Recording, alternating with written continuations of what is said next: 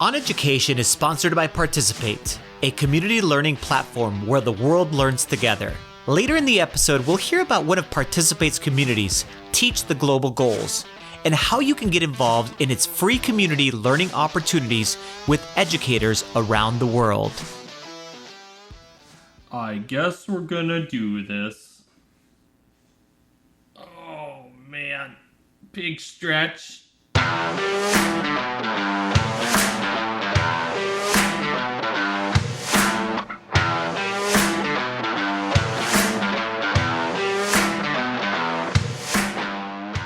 Welcome to On Education, part of the On Podcast Media Network. My name is Mike Washburn. And I'm Brad Schreffler. Friends, we have an awesome pod for you today. We talk about our attempts at work-life balance, our futures on the internets, and our guest this week is Darren Hudgins. All of the serious things. It's all the serious things. I'm exhausted. I'm really, really tired and on the struggle bus tonight. On the struggle bus for the last week or so. There is so much going on at work, Brad. For you and me. But anyways, yeah, we're doing so many things and there's so many projects, and I'm actually going to be traveling so much in November that is not actually what, I'm not looking forward to all of it. Especially the machinations of travel are pretty tough these days. But going to California, multiple places in California. So if you're listening from California, which many of you are, as we know, maybe there's a chance we could connect. I'm not sure, but I will be in Santa Monica the beginning of November, and then Sacramento in the middle of November, and then in Montreal at the end of November. So, it's like old times for you, back to it's like before all this stuff. Yeah, I mean, and I'll be honest, I like being in the cities. I like people cleaning my rooms for me and cooking my meals, but I definitely don't enjoy. Especially right now with, I got to get a COVID test before I leave. I got to get a COVID test where I am in order to come home. So that means finding a place that can do testing in a city that I don't know, and ensuring that gets done before I get on an airplane to come home. I was reading one of the things you need to do is schedule them in advance. Schedule them 3-4 days before you're leaving, so you have it knocked out and ready to go. Yeah, and I mean those tests, those non-required tests are almost $200 each. So it's $400 in COVID tests just for me to get on a plane, and I'll be getting on a plane 6 times in the next month and a half. And so it'd be nice. It'd be nice if it was in Canada travel, actually, I'm not sure I need to get a COVID test to go to Montreal. I think I just need to prove my vaccination status, which, we finally in Ontario have a vaccine passport, so to speak. We have a smart document with a QR code, and you can actually upload it to your Apple Wallet so that it's a wallet card. So we have that now. I have that on my phone, and that's nice. But it's gonna be like this for a while, man. How's work going for you?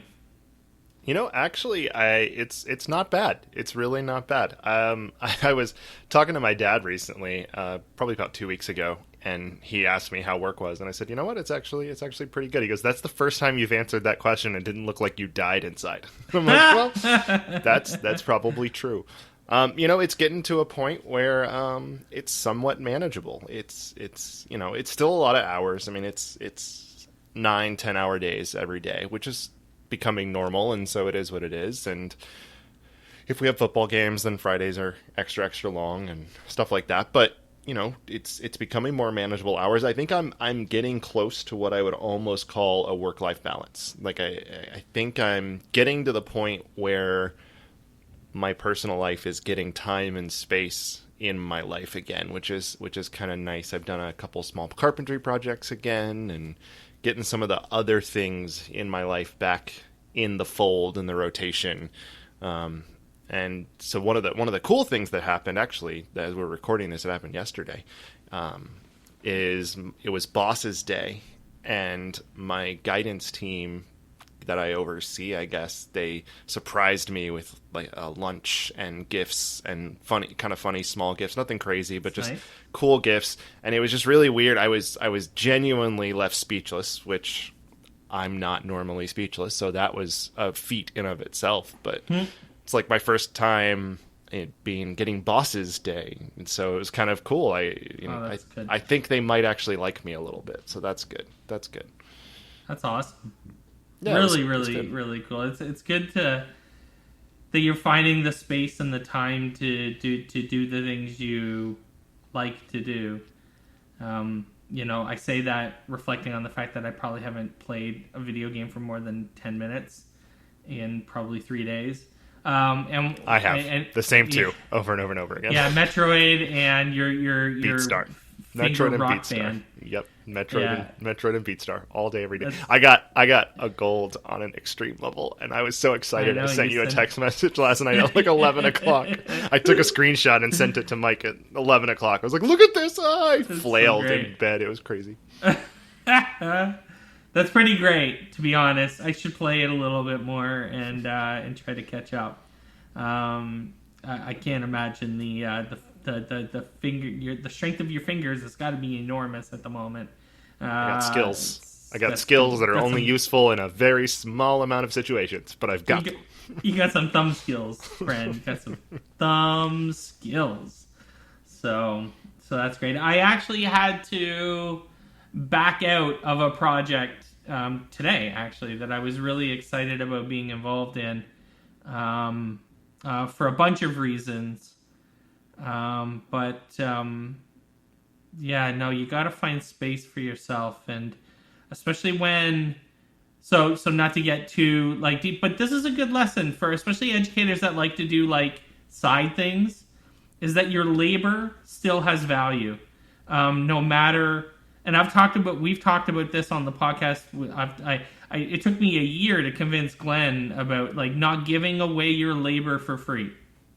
Your labor, your knowledge, your experience has value, and never, ever, teachers, let anyone tell you that you should work for free because of the kids or whatever. Don't let people guilt you into giving your experience, knowledge, passion, and time and energy for nothing. And that's kind of what was being done to me a little bit, and I was like, nah, I'm out. This is not something I have the energy for, and so I got to save space, so I'm trying to remind myself of that. I think that's before I know we want to move on, but I want to say, like, I think along that same line, in my opinion, there should be a dollar amount that your time is worth in your head. For me, at least. Like, for me, it is. There is for me. Yeah. I have the dollar amount that I will say, okay, if this is going to take me X hours, I need to make this amount of money. And so I think that's an important thing to consider, because it's easy to say, oh, well, my time has value. I'm going to go give them an entire Saturday and get a free lunch. Like, okay, I might do that for a friend who I've known for years and, we share a drink with, but I'm not going to do that for somebody that needs help with education or teachers or student support.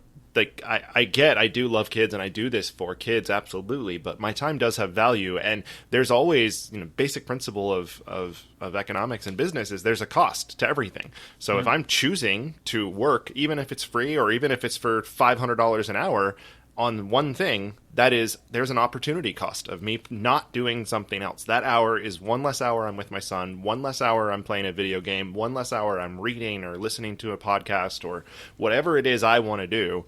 That hour has value to me, and so it should be valued by someone else. And I think that it's important that you have a dollar amount in your head that your time is worth. Yeah, I mean, I might help my buddy move his house for a case of beer and, a pizza, as the old, trope would go. But, I'm not going to give an ed tech company, especially a for-profit company, my time and energy and experience for free. It's worth something, and I get paid, and I've gotten paid, sometimes lots of money. So, I mean, I'm not going to give it away for free. And you shouldn't either. So, please, teachers, if you're doing side hustles, all the power to you. Your knowledge and experience is valuable. It's, in my role at Paper, I'm talking to educators and talking about how to utilize their influence and their knowledge and expertise all the time.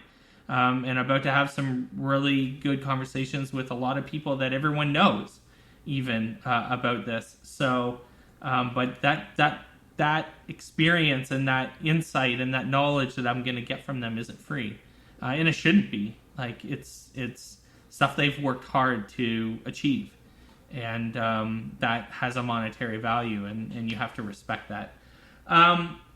Speaking of saving space and energy. This is a hard topic, a weird topic, and I think something that if you've been listening, especially the last couple months, you've probably seen coming. So I'm just going to get right out and say it that Brad and I have decided to wrap up OnEducation. 200 episode 209 is what we're at now. So we'll probably do 4 more till the end of November. That is when our to be fair, that's when our contract with Participate as our sponsor is over.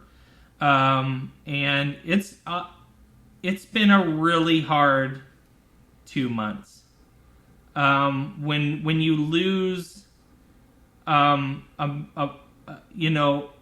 that you relied on to do a critical part of what we're doing here, and then all of that work and effort has to be brought onto people who first off don't do it all the time, and then don't have it built into their lives and their schedules to do. It gets what you've gotten the last 2 months, which is pretty erratic release dates, for sure. Definitely some missed episodes, or certainly late episodes because we've had to push them because of calendars. Canceled interviews. Canceled interviews for a lot of different reasons. And it's become very, very difficult. And it after November, we're going to wrap it up, but we're going to wrap it up properly. Instead of just kind of, when, this has a lot to do with Glenn, so I'm not going to lie. In the sense that when Glenn left, part of me wanted to just wrap it up. I was emotional about it. I was drained. I was sad even. And some of those emotions persist for sure. But, I did want to, I think, do the right thing, which was to honor the trust that Mark Otter and Participate had placed in us to share some of their message. And I think we agreed, after having a couple conversations that if we were going to end it, first off, we gave ourselves a date, right? End of October. We said, we gotta decide the life of OnEducation, whether it continues or not. We're going to decide by the end of October. And then it came down to how we want to end it. And we wanted to end it the right way, instead of kind of cold turkey. So we're gonna think through how to do that. And I will also say that there is the slight chance that something may rise out of the ashes. I'm not promising that yet. It does take it's going to take even just to let's totally transparent. We've started a brainstorming document for a different project, and it has not even been contributed to yet. And the brainstorming document is almost a week old. So the reality is that if we can't get together on, this brainstorming document, then it's clear that we don't want to do it, bad enough anyways, and B, just don't have the time and the energy and the space to do it. And I think that so we will see what happens with this other project. It is a fascinating and exciting project. People would really enjoy it. But anyways, I think I've said what I needed to say. Feel free to say things, Brad. You should. Yeah. You and I have talked about this pretty extensively since Glenn left, and gone back and forth a lot about what this looks like, and have been, as we always are, but just very open and honest with each other about how much of a struggle this has been, not only with time, but I've with just the mental space to be able to do this. We record typically on Monday nights, and we get done with a Monday working many, many hours, multiple projects, and then we have to be ready to record at 8:00. And I'm missing story time with my son, and you've got your family, and there's just so many things stacked on each other that it is becoming increasingly difficult. And the whole point of bringing me on the show to begin with, I feel like, was twofold. It was, yes, to bring a different voice, like we and I talked about, to bring something new to the show, but also having three of us meant we could lighten the load on everybody. And then when that didn't happen, it became more of a commitment, and it doubled the load on the two of us. Yeah.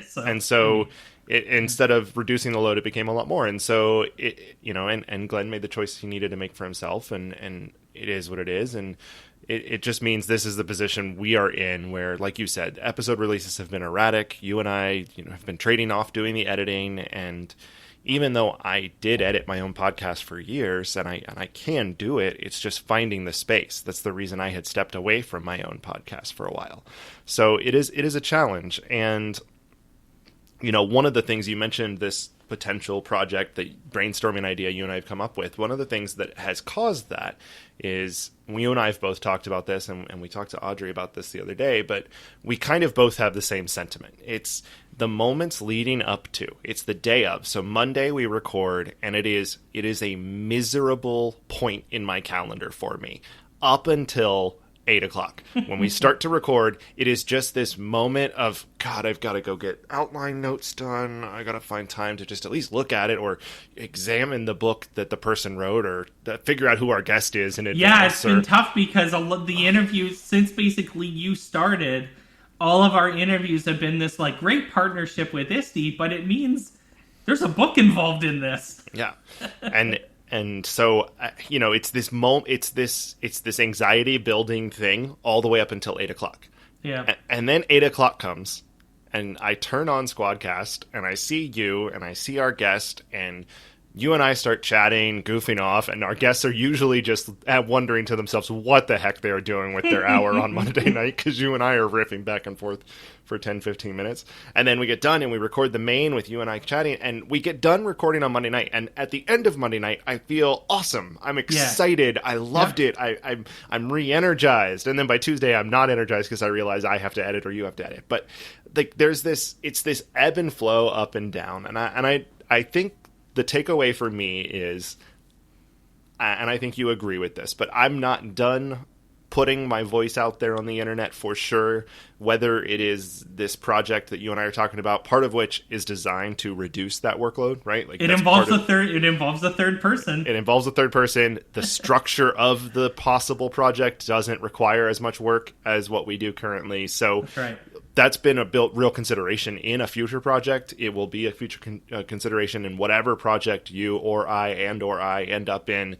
And, so that is a real huge part of it, is the balance of getting our own lives in order, getting our own space for our own selves, for our families, for our jobs, for the things we really have to do every day. And as much as we love to do this, there's a lot of work to get to that love. And I just, we don't have the time. Seriously, Grant? That's when you had to bark and wonder why? Okay, fine. My dog decided to interrupt the show.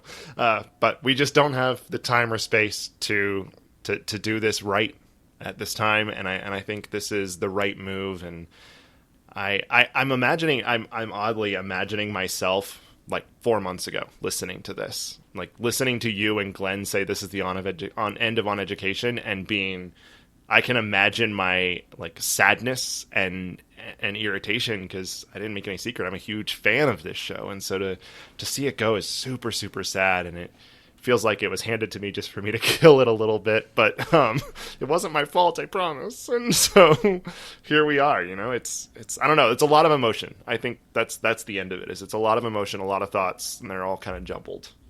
Yeah, I mean, I'm sort of talking myself through it a little bit. When I think about it, and obviously, a lot of doors have been opened up to me because of OnEducation. I took advantage of a lot of doors that were opened up to me and capitalized on opportunities when I could, and that has changed my life. This podcast changed my life, like legit, full out. I would not be doing what I'm doing now, where I am, if it was not for OnEducation.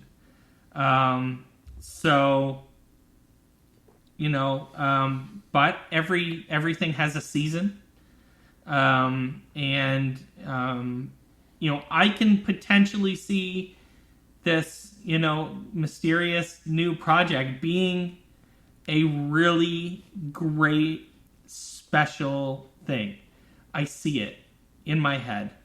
But it does require a team, and it does require teamwork, and it does require at least initially, some dedication to do the brainstorming and ideation.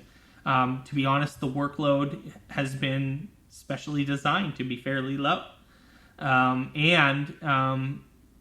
At a time that is not Monday night at 8:00 when you're ready to go to bed, because Mondays kill you. So there is a lot to be excited about with the idea. Part of me, it's so funny too. Part of me doesn't want it to happen because, it's still work and it's still a thing. But I do think of the idea and how it aligns to, I think I can speak, like, it aligns to both of our passions very strongly, and the third person's passions as well. Hint. Think about what we talk about all the time on the show. It would be very aligned. You would get a really interesting conversation.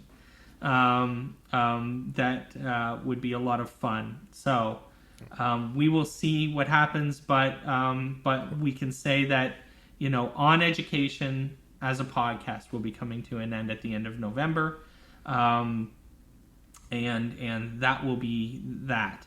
That being said, before we go, we do have one thing to share, and that's that next week.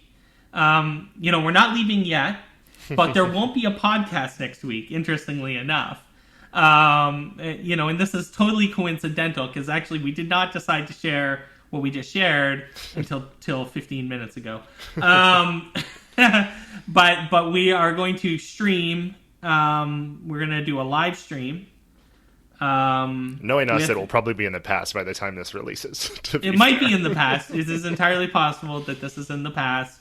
But streaming with John Spike and Steve Isaacs. John's game, Game Stormers. We talked about it in the last episode. It is a board game about making board games.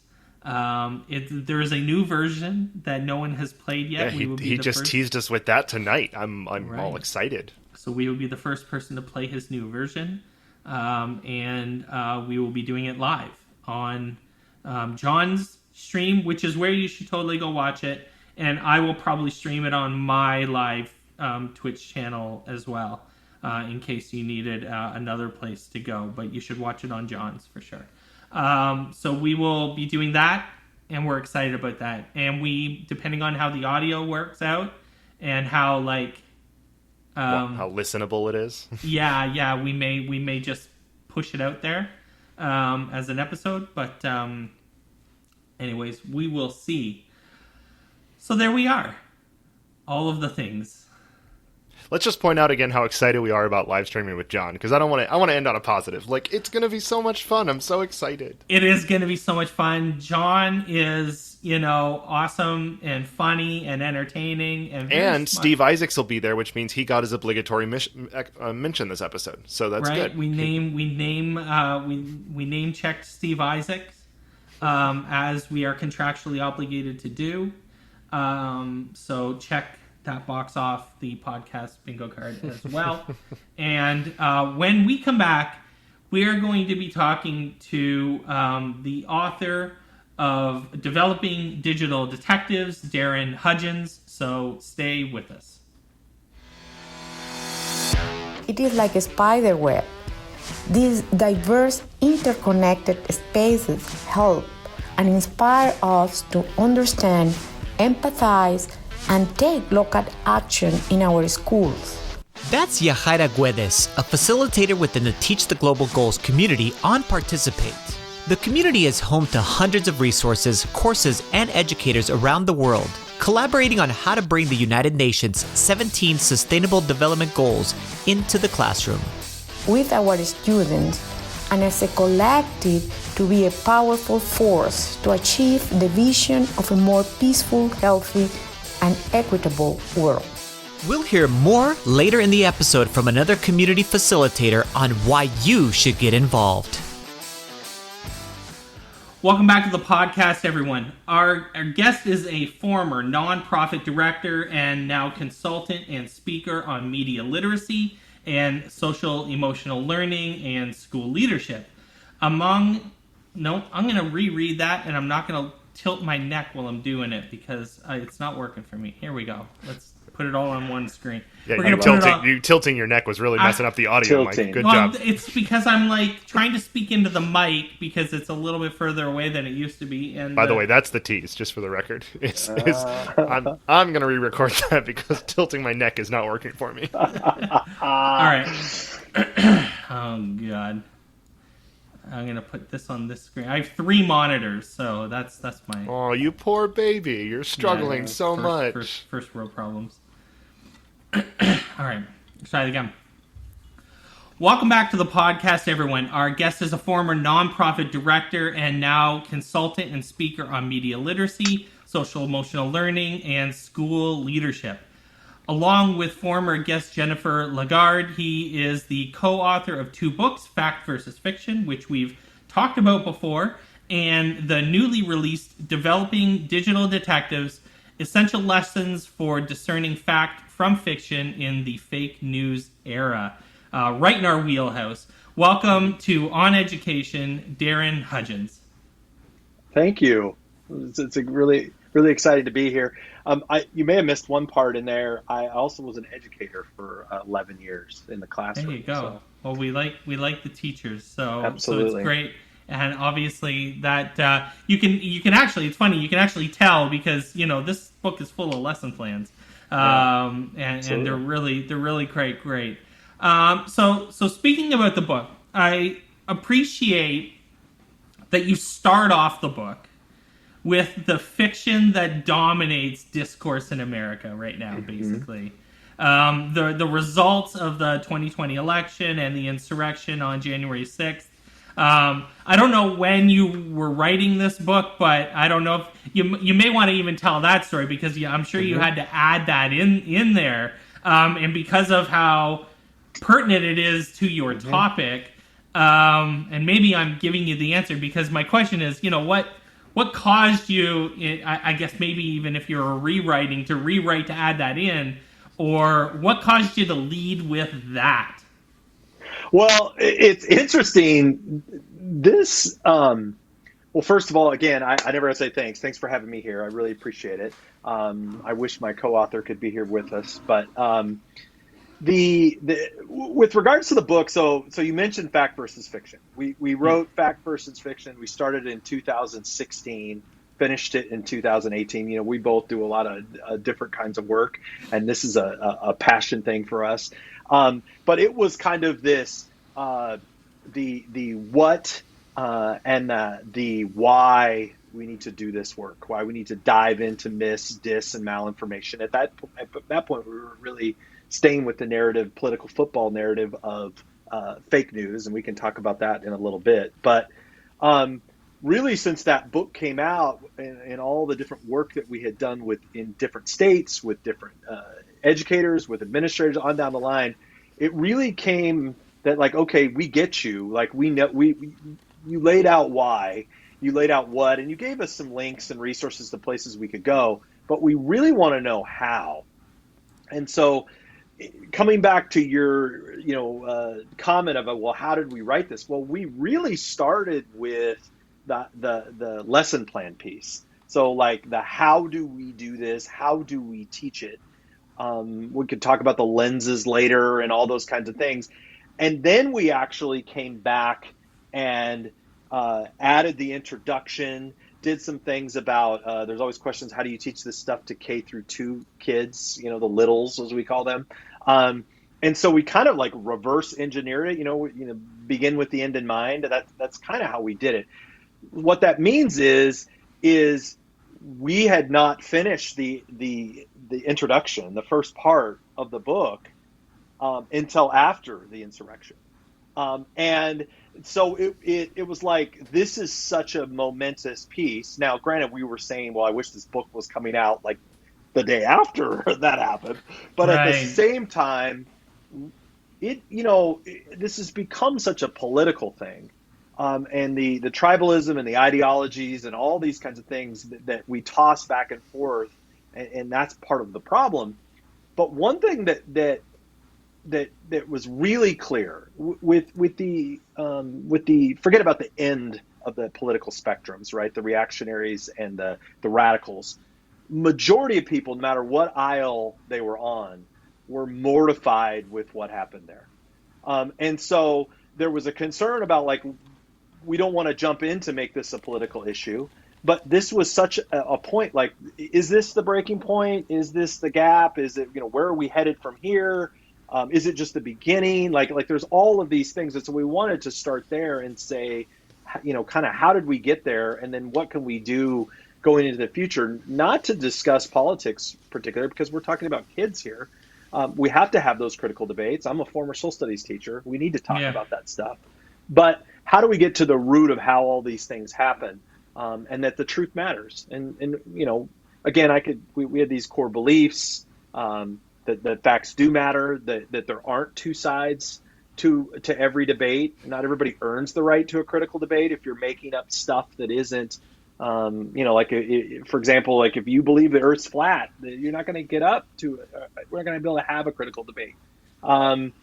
That disinformation is a human problem. That was another one of our core values, that, like, we've created this thing, which means we can do something about it. And the fact is, we need people. We need digital detectives, which is kind of where the name came from, to parse through so we don't get to things like that.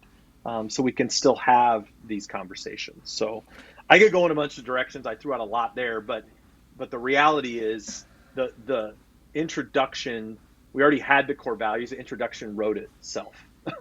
It's funny. I remember so I was the computer science teacher when I was in the classroom, but my students definitely knew that I was, like, first off, they knew I was a history major. They knew I was really in tune with, politics and stuff like that as well. And so there was always a lot of, like, Mr. Washburn, can you tell us what the heck is going on around here right now, kind of thing, in my class. They always waited because they knew I'd have a hot take on it and stuff like that. And it's funny because I used to talk, and I love your insight into tackling, like, these core concepts.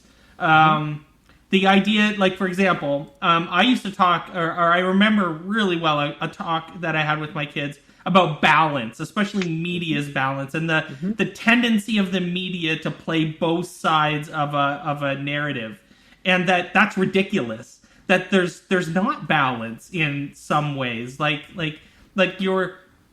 the necessity to take the other side's position, no matter how ridiculous it is, and prop it up as if it is a valid, at equal level position with another position, is actually dangerous to the narrative. And it kind of blew kids' heads off. Like they couldn't, they were, and they were older in grade 8 and kind of, but they were still, it's a struggle to wrap their heads around concepts like balance and like these other, analyzing media from a critical perspective, and even things like advertising. I used to talk about advertising a lot and how ads are focused on getting you to buy things, and even social media with the red number 1. That's intentional. It's there for a reason, and it's red for a reason. And that has a lot to do with the pervasiveness of your of the way it's designed. I don't know where you want to go there, but let's talk about how you teach those like ridiculously heavy concepts that most adults don't seem to understand right now. Yeah, right. To young, especially young kids, especially all of our uncles. None of our uncles get this at all. Yeah, it's the uncle at Thanksgiving, right? The Florida man, which we're going to get to, I'm sure, in a minute. Hey. Yeah. But anyways, let's speak to that a little bit, because I think that's super interesting.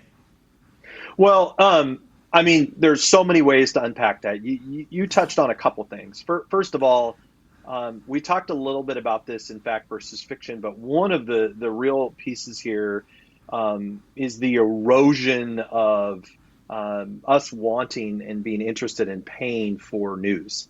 And, it used to be there was basically a firewall between the two. You had ad agencies that their job was to make money for the newspaper, for the news industry, those kinds of things.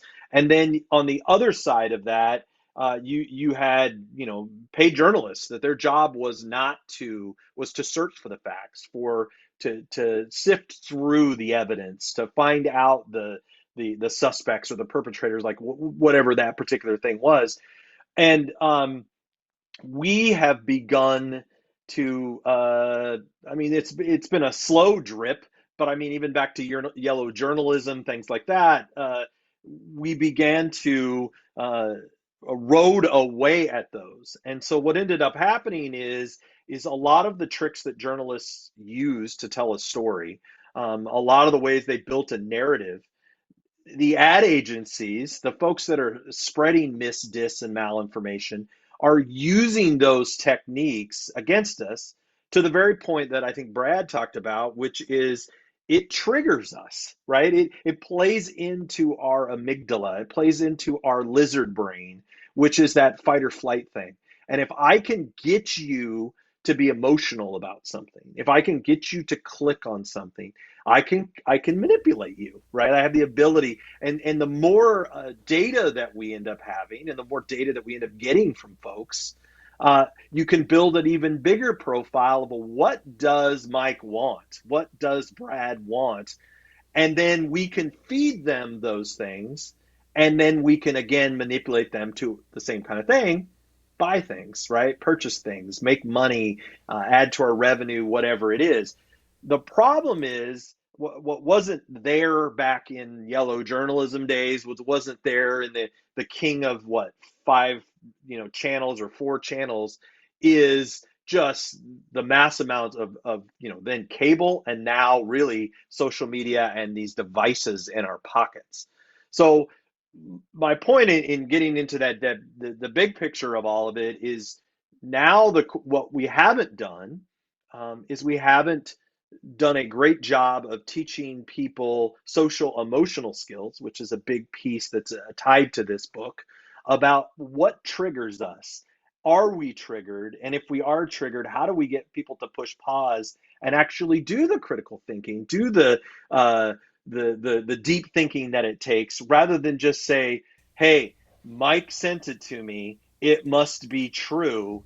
Therefore, I'm going to forward it on to people. And maybe you were busy playing video games. Maybe you were busy doing your job. You saw the headline. It triggered you in a positive way. You think, this is great. I'm going to shift it off to Brad. Brad's going to send it to Darren. And it scales and multiplier effect and all those kinds of things. So we spend a large part of the book at the beginning, before we get to the lessons, of how can we work with kids, and to your point, Brad, how can we work with adults?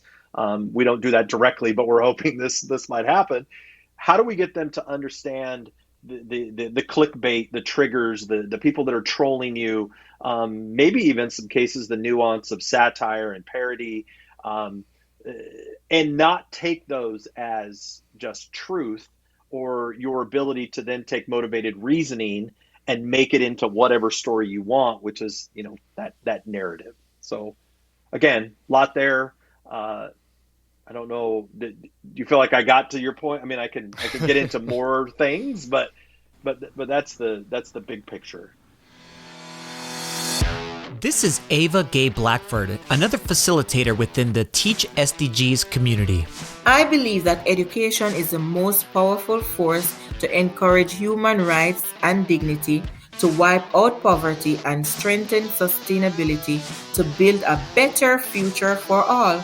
I think others should join this community because it creates a support network for members and serves as a global gathering place for teachers to share stories and support one another as we all figure out what learning looks like during the current global pandemic.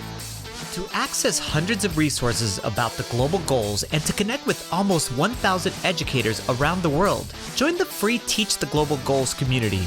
Visit go.participate.com/global goals to get started.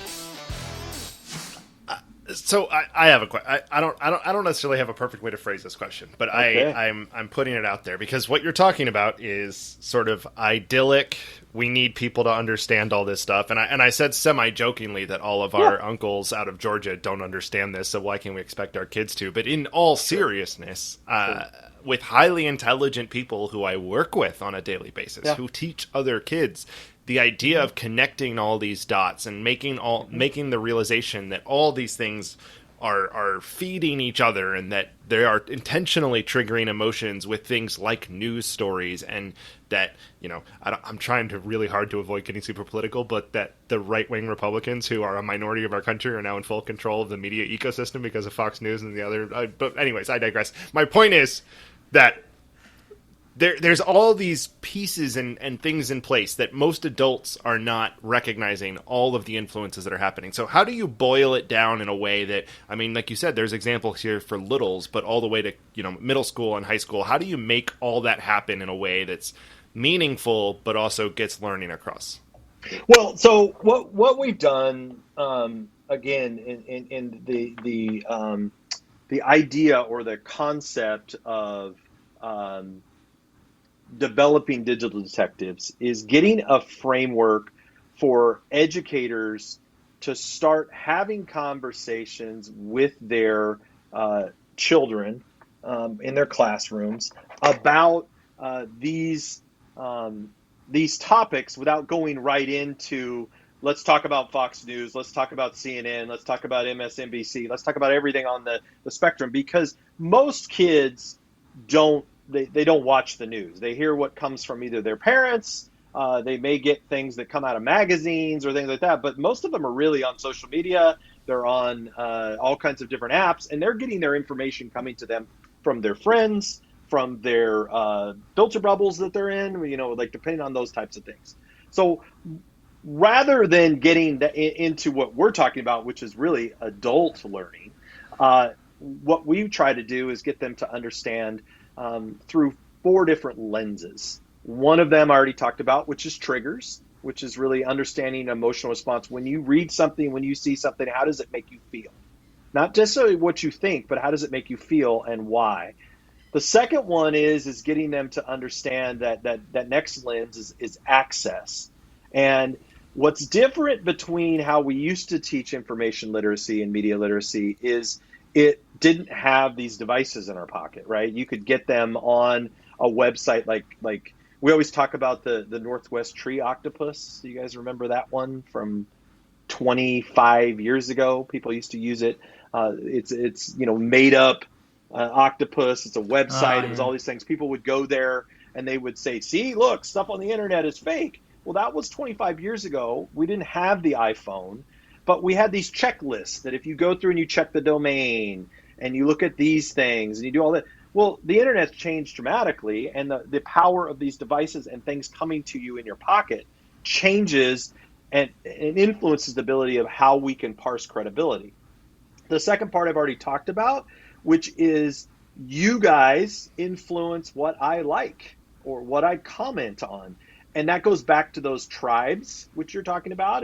So if we can start teaching kids to understand that community reading experience, which we talk about in the book, when you tune into those channels that you spoke about, they are feeding into those triggers, what you like, what you believe, telling you what you want to hear, what you don't want to hear, on down the line. We have to start at some level with kids to get them to begin to think about those things. What are you consuming and how does it impact you? And so that's like the first two, and we don't have to do these in order, but this is kind of how we present them in the book. That the first two are like, kids can control this. Even adults, as you talked about, could control this if they're willing to take off some of the layers that they built up over time and break it down to, how people influence them and what triggers them. So then the second part is then that outside influence, which is we talk about forensics, which is really, this is all about being a detective, right? Well, detectives don't just go to one place and then go, oh, okay, well, this must be, I've solved it all because they told me so. They actually have to follow the clues of that information. Well, to your point, Brad, if you don't actually follow the clue, if you don't actually look at it, it just affirms your belief and you pass it along. You never really look to see if anything's true. So you've got to try to push them to be more, again, critical consumers and think deeply.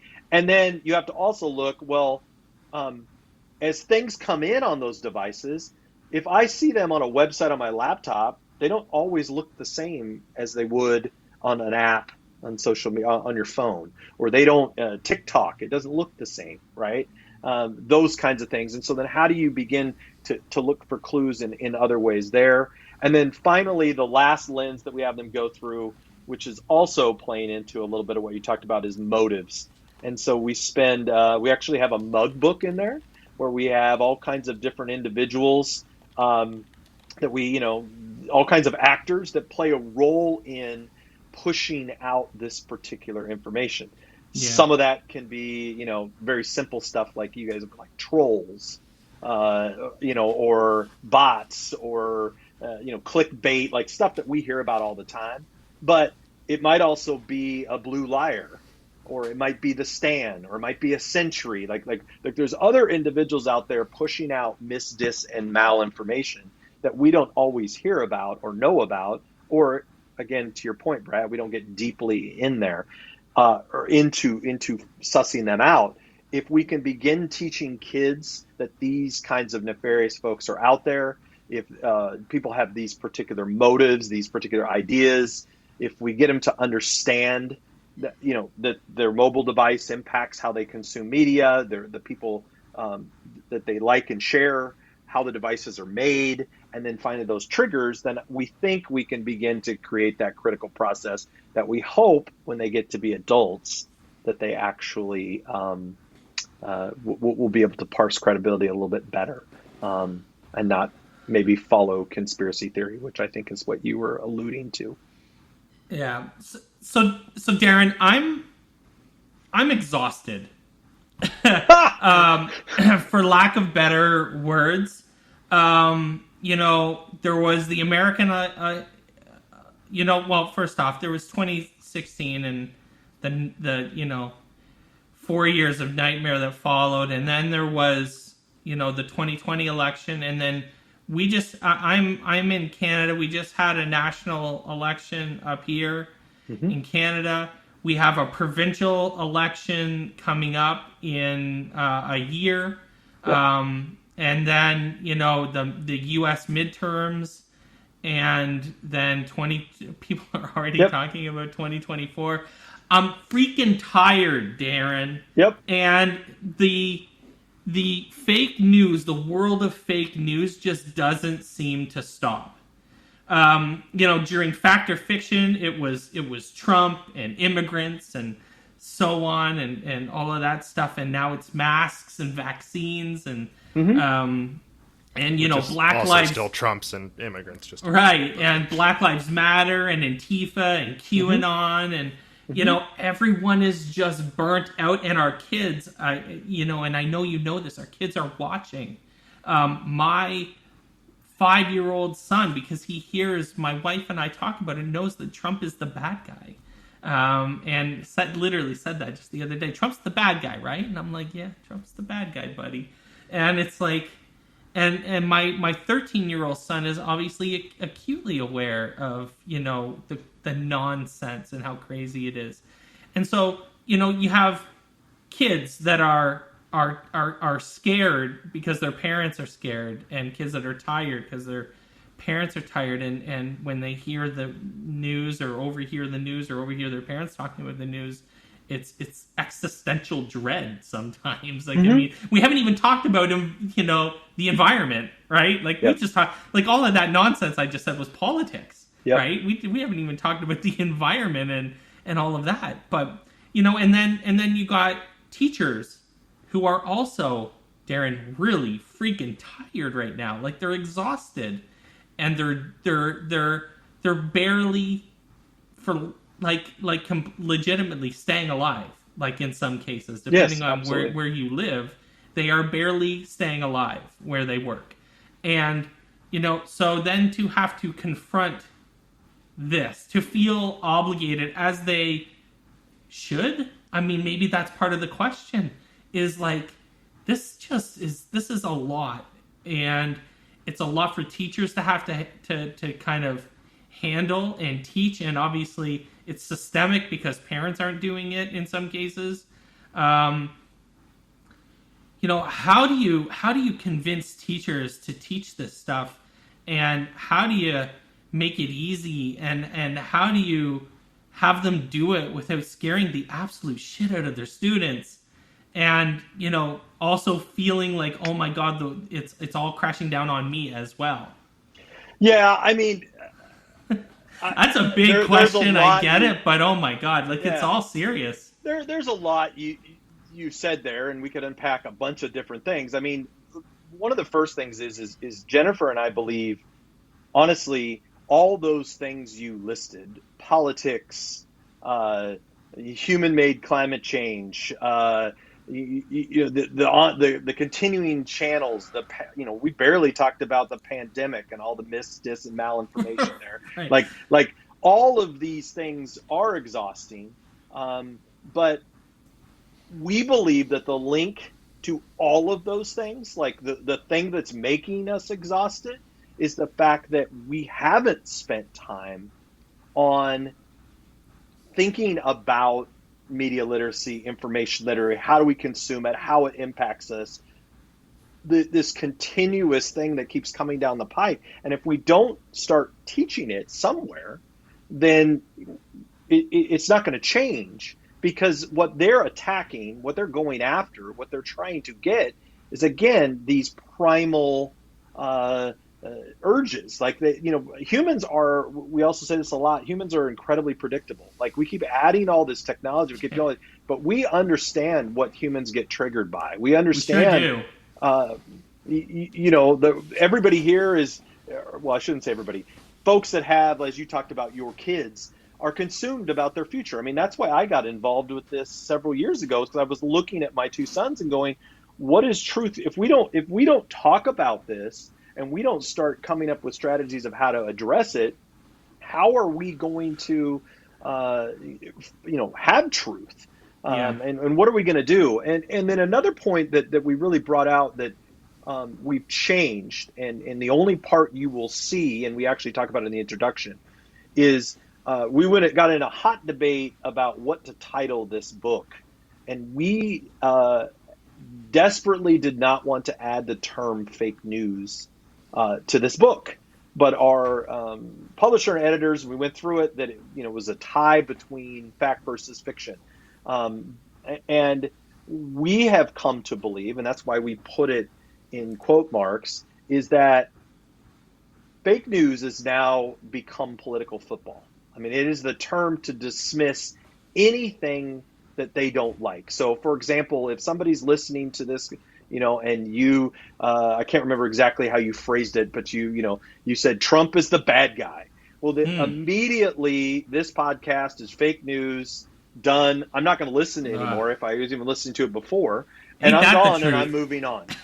Listen, if that offended you, you have stopped listening to this show 208 episodes ago. And it's probably true, Brad. But the reality is that we toss out these. Let's not have a discussion about it. Let's not talk about it. Let's not go anywhere. And we can't do that with kids. We have to have. I mean, again, depending on where you are in the spectrum. People thought Ronald Reagan was the greatest president in the history of the world, and people thought he was the devil.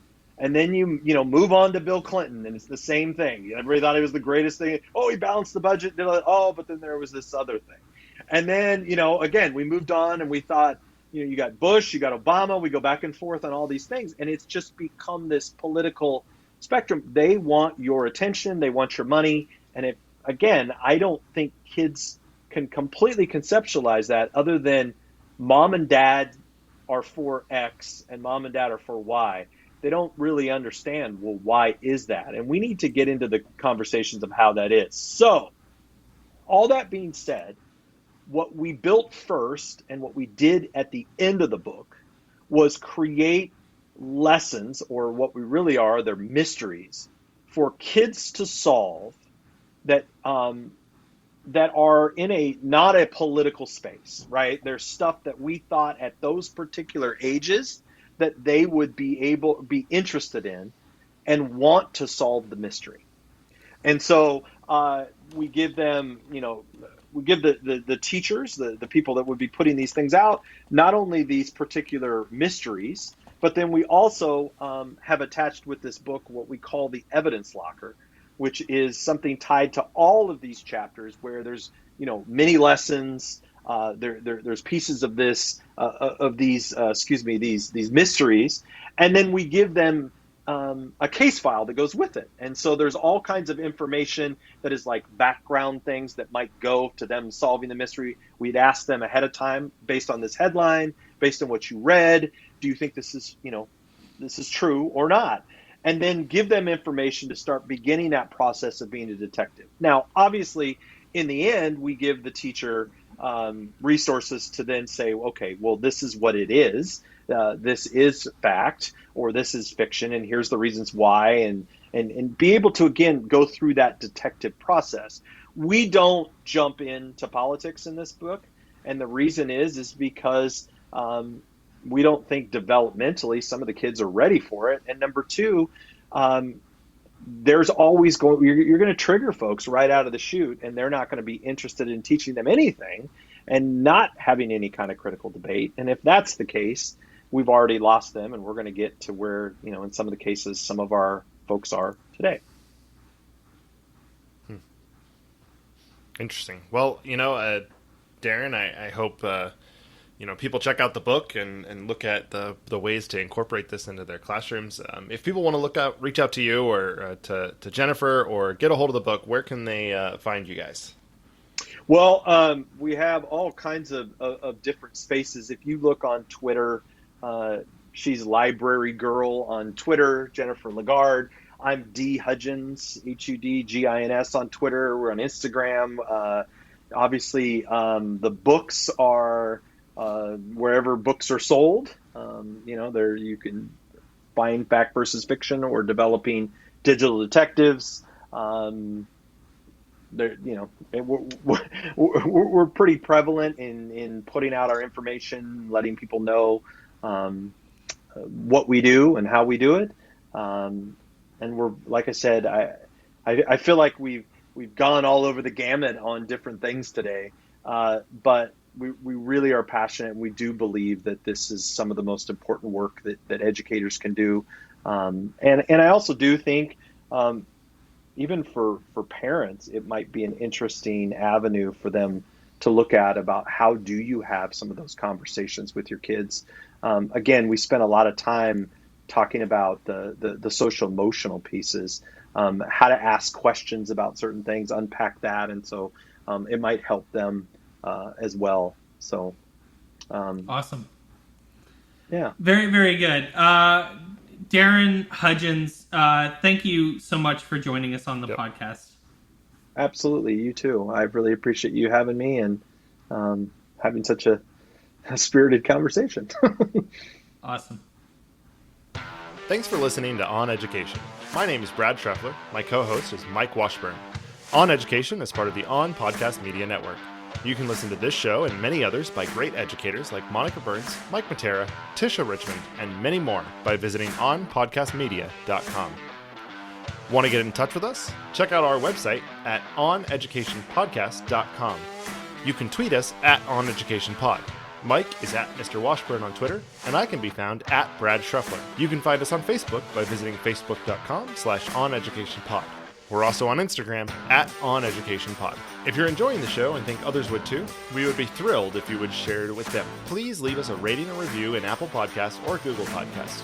When you leave a rating, it gives our rankings a boost. This helps others discover the show. We want to thank our presenting sponsor, Participate, for supporting us. Check out participate.com to learn more about them. Thanks as always for listening, stay awesome, and see you soon.